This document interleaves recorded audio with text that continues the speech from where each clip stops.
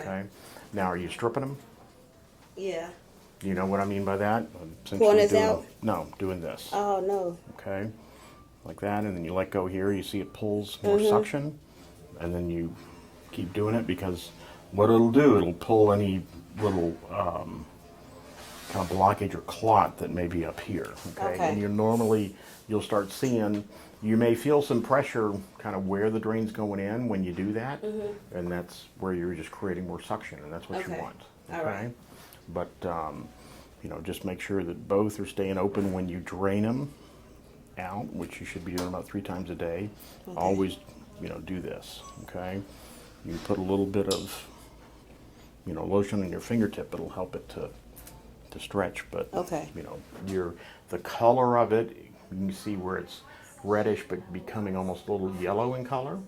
That's normal. Okay. Got a clear yellow, literally start looking the same color of pee. So do it stay flat like this? It will, and that Okay. means the inside that the suction is Okay. completely collapsed, so there's no more fluid to come out. Okay. Okay, All right.